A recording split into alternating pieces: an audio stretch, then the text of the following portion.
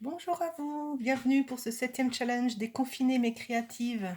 Alors aujourd'hui, je vous propose de réaliser deux projets, si vous le souhaitez, faits avec des fonds que vous aurez réalisés vous-même avec les encres. Alors il y a quelques jours, j'ai reçu ces belles petites choses dans ma boîte aux lettres et j'ai trouvé ça tellement chouette que j'en ai fait un projet que je vais vous montrer tout à l'heure. Donc c'est Violaine qui a réalisé ces pièces et vous voyez, elle a fait donc tout un jeu d'encre. Et par-dessus, elle est venue tamponner des motifs en noir. Et ça donne vraiment un effet superbe. Donc, moi, je vais vous proposer d'en faire des cartes. Alors, par exemple, celle-ci, elle est en cours de fabrication. Il ne me reste plus que le sentiment à mettre. Alors, on peut prendre, par exemple, 14 sur 10 ou 10 et demi. Mais vous pouvez aussi en faire des carrés, si vous le souhaitez, sur, par exemple, 10 sur 10. Et puis, pour les plus audacieuses, si vous le souhaitez, vous pouvez refaire cette page que j'ai faite avec donc le travail de Violaine qu'on reconnaît ici. Donc voilà ce que ça peut donner. Moi, je trouve ça super beau. Donc là, il y a une bande de 21 sur 15 cm. Non, sur 5 cm. 21 sur 5 cm. Là, il y a un rectangle de 14 sur 10. Et puis, dans une chute, on a taillé donc une étiquette et une fleur. Et ensuite, libre cours à vous pour compléter par des tags, des feuillages, d'autres tâches. Voilà, donc ça, je le publierai sur ma page pour que vous ayez vraiment l'exemple. Donc ça, c'est vraiment de la patouille, c'est ce qu'on va faire aujourd'hui. Et pour ça, on aura besoin d'un papier tout à fait ordinaire. Donc ici, c'est la pièce que je vais faire avec vous. Ça sera pour faire la découpe de la fleur et puis de l'étiquette. Vous aurez besoin de 2 encres de couleur. Alors moi, j'ai choisi Grenouille Guillerette et Baie des Bermudes. Et vous aurez besoin également d'une petite feuille de rhodoïde ou un plastique et d'un vaporisateur d'eau. Donc dans un premier temps, on va déposer l'encre sur le rhodoïde.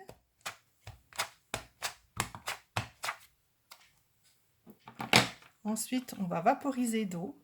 Alors volontairement, j'en mets très peu parce que je voudrais faire comme Violaine, donner un aspect assez sec, pas que ça se répande partout sur ma page.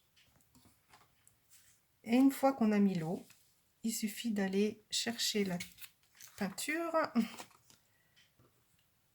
comme ça, de cette manière. Vous voyez, on voit les traces, les pigments que ça laisse sur le papier. Et ça me va tout à fait. Donc on complète. J'oublie pas que là, je suis en train de préparer la feuille qui va servir à faire des découpes. Donc voilà déjà une première couche. Alors moi, j'aime beaucoup faire des couches superposées. Pour ça, je sèche entre elles.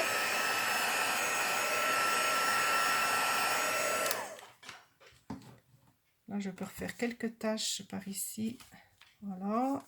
Je vais même en faire encore des plus sombres. Voilà.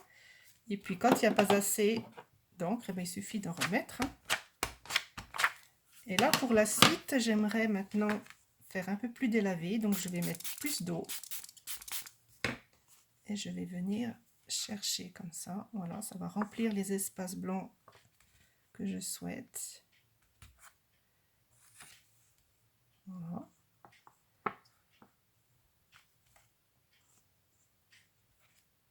Voilà, quelque chose comme ça.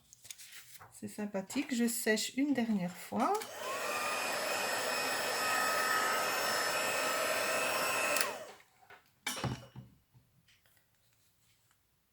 Donc là, 2 couleurs suffisent. Donc le travail qui suit, ça va être donc de faire avec un stylo à pointe fine. Donc là, j'ai choisi le noir nude Stopping Bright, des lignes à main levée. Donc je vous montre comment j'ai procédé. C'est tout simple, hein. Moi, je veux pas quelque chose de trop droit ni de rigide, mais plutôt un effet couture. Donc pourquoi ne pas faire des lignes qui s'entrelacent même, hein. C'est pas une obligation d'aller droit. Hop. Voilà. Ça fait bien joli.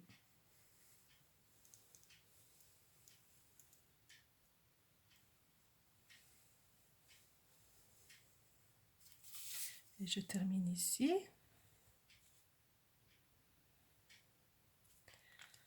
Et ensuite, pourquoi ne pas aller mettre avec l'encre noire? Alors, vous pouvez choisir la Memento ou la Stazone.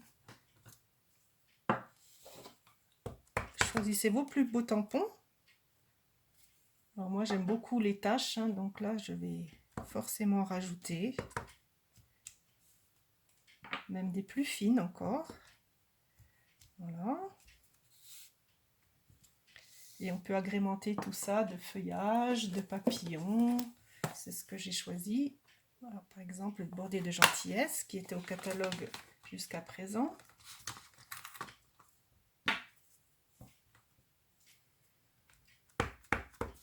Voilà, un peu de feuillage.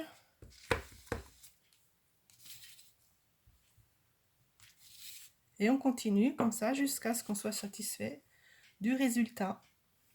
Alors je vous montre maintenant d'autres réalisations que j'ai faites avec vraiment des couleurs plus délavées encore. Donc vous voyez, il y a très peu d'espace blanc. Et là, il y a un choix de 4 couleurs. Donc il suffit de tamponner par-dessus en noir. Ça vous donne quelque chose de sympathique. On peut même aller jusqu'à faire des scènes de paysages. Sur ce papier aquarelle, j'avais donc mélangé 4 tons d'orange et de rose.